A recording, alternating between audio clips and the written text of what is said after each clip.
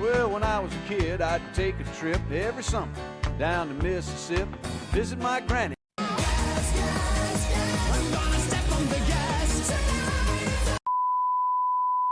Visit my granny in her antebellum world.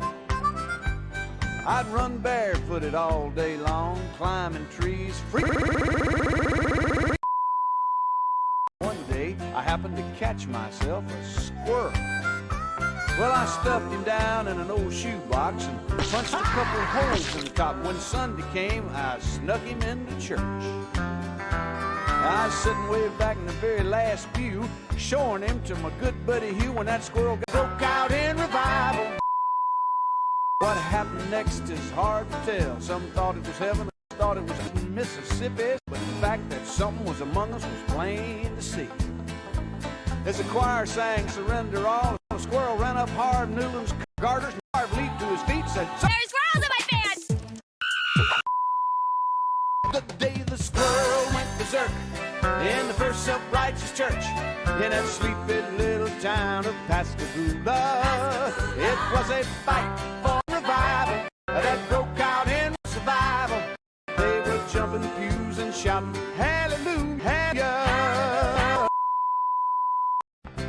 All the way down to the pew where sat Sister Bertha Better Than You, who'd been watching all the commotion with sadistic glee. Should have seen that look in her eyes when that squirrel jumped her through the looms. Crossed her thighs, she jumped to her feet and said, "Look!" The squirrel went berserk in the first self-righteous church in that sleepy little town of Pascagoula. It was a fight for revival that broke out in survival. They were jumping pews and shouting, "Hallelujah!" 7 demons and the deacons got saved, and $55 was raised, and 25,000 volunteered for missions in the Congo on the spot. And even with an invitation, there were at least 5 rededications, and we all got rebaptized, whether we needed it or needed it.